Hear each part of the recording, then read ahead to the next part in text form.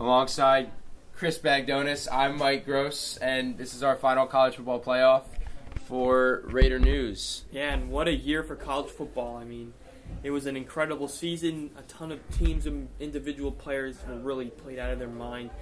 Baker Mayfield winning that Heisman. Fortunately, he came up short with the Oklahoma Sooners, but I think in general, college football, it was a great year. Definitely. There were plenty of big bowl games and plenty of, even say, surprising draft declares. Yes. Such as Sam Darnold. Sam Darnold, yeah. Unfortunately, I think there's a nice spot for him in the Cleveland Browns offense. And I'll put him in my prayers for later on, but, you know.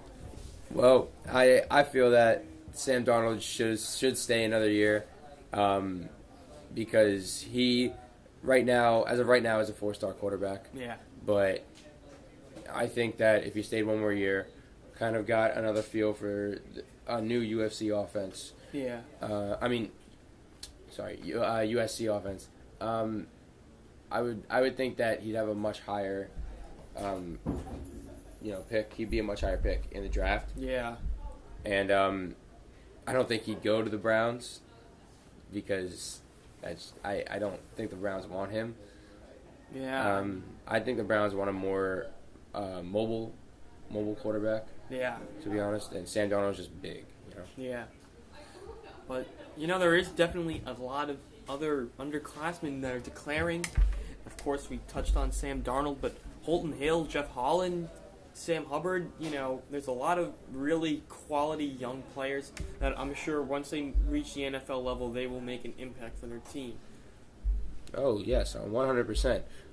One guy we have to look out for, especially throughout his career in the NFL, his name is Vita Vea. Oh. Defensive tackle from Washington. He's 6'5", 340 pounds. He's a big dude. Yeah.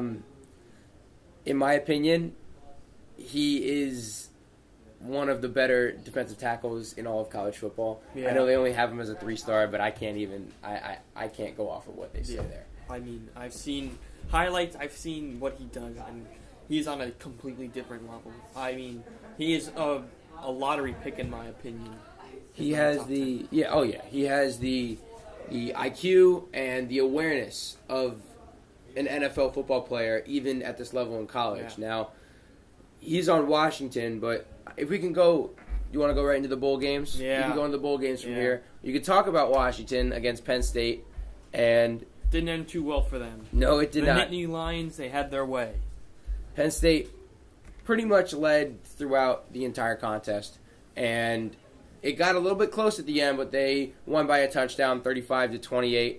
And Saquon Barkley, after his 18 carries, almost 140 yards and 2 touchdowns, is going to declare for the NFL draft. He is probably easily the best running back in this draft, and I think any team, whether it's the 49ers or the Browns or whoever pick him up, they will surely be happy with him. It could be the Giants. It could be the Giants. You never know. But then another big top 10 matchup, of course, not the big matchup we're going to touch on later, but Wisconsin and Miami, 34-24 final. You have to give Alex Hornibrook a lot of credit. 4 touchdowns and almost 260 yards of passing. And Jonathan Taylor, another big game for him, 26 carries for 130 yards. So, it's good to see Wisconsin in the season on a high note. It's almost a what could have been season, obviously.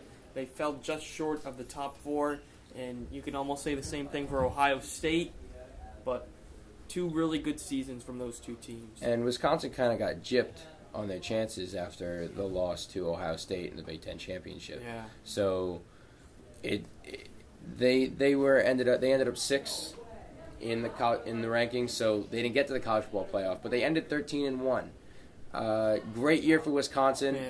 Yeah. Following, I guess, last year's loss in the Big Ten championship. Yeah. I think they won in the bowl last year, but Wisconsin definitely doing their job this year, and they're going to look next year to see if they can do the same. Now, I wanted to touch on Stanford and TCU. Close game. Very close game, and for Kenny Hill, he went 27 of 40, 314 yards, and 2 touchdowns. Oh. Tell me that's not an NFL caliber game right there. That is one of the more entertaining games we'll probably see in almost 2018. But Bryce Love, he's back, his usual business, 2 touchdowns, 26 carries, 145 yards. So I'm sure he's another high-level running back that'll declare for the NFL draft. 100%. And TCU ended up getting the win against Stanford, outscoring them 16-6 in the fourth quarter and winning by 2, 39-37. Now, let's not also forget about Bryce Love. Bryce Love still did his job. He had 26 carries for almost 150 yards and 2 touchdowns. Yeah. That's still an amazing game for Bryce Love. Yeah, and you got to remember, going into the second half, they were down 21-10. They outscored Stanford 29-16 in the second half of this game, and that ultimately made them prevail for the win. And that's a great point.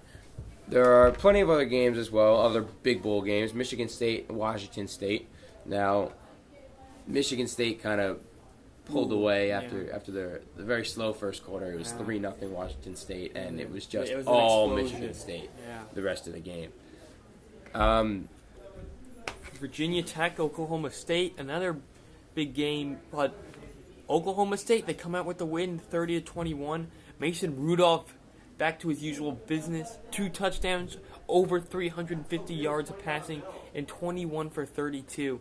That is what we've come to expect from him. He is such a high-level quarterback in college football, and if he declares for the NFL draft, I'm sure one team will be very happy to have him. And I want to talk about what could have been. Now, mind you, it could have been the biggest bowl game. It was the Goodyear Cotton Bowl. Ohio State, 24-7 against USC. And Chris, where was Sam Darnold during this matchup? He threw for a ton of yards, but only 1 touchdown. And didn't even throw for a touchdown. He threw it for a pick. Sorry, he didn't even throw for a touchdown. He threw a pick. I mean, it's good to complete your passes, but if you're not getting the touchdowns, what does that do? Yeah, I mean, you look at the other quarterback on that side, J.T. Barrett. He rushed more than for the entire Ohio State team, and he had 2 touchdowns.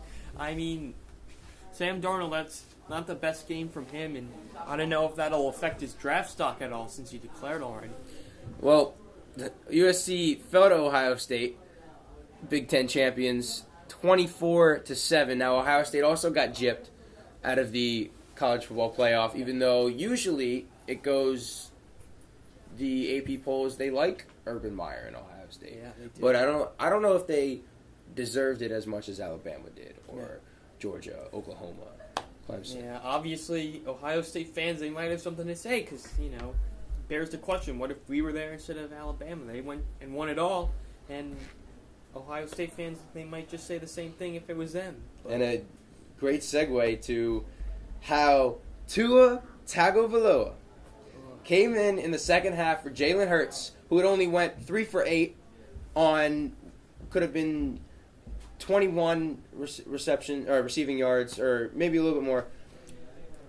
And he went in and did his job as a true freshman. As did Jake Fromm, but I think Tua gets a ton of credit. It was a high pressure. It's the highest pressure in all of college football, and he just played his game. He hasn't had any meaningful snaps this season, and he did a phenomenal job. Now remember, they were down 13-0 at the half and came back to win in overtime. And that all happened. They could have won in regulation if Andy Papanostis, he blows he missed 2 field goals in regulation, and the big one with 3 seconds left. He tried to bend it like Beckham there. He went 30 yards to the left of the upright. But, at least. Was there a lot of wind in that dome that they were playing in? I guess so. I guess the fans were out for him. Yeah, but at least, he wasn't the scapegoat because Alabama, they pulled away. But on that final touchdown play, I think Georgia was just a little too excited of blown coverage after they got that big sack. And the rest is history, as they say. 100% right. Do you think this would be any different if Georgia had lost to Oklahoma and Oklahoma had been in the college football championship? I think Alabama would have still won. I think it's been there, done that for Nick Saban, the king Six- of college football. 6 already, right? 6 times? 6 tied with what's it, Bear? Yeah. Yeah. He is a legend. See, yes, Nick Saban, will probably go down as one of the greatest college football coaches of all time, but he won't beat Bear. Bear has the best first name. Yeah. Sorry, Nick. Nick Saban is just, some call him unfair, some call him a legend, and he really puts that exclamation point on the last decade, bringing this Alabama squad from almost nothing to Probably one of the most well-known sports colleges in the United States. 6 in the last 10 years, right? 6-9 or 6-10? Sixth national title in the past 10 years. Okay. So that's just It's absolutely dominant. amazing. It's dominance. I mean, unbelievable. Right? The only other football coach in general I could think of is Vince Lombardi, right?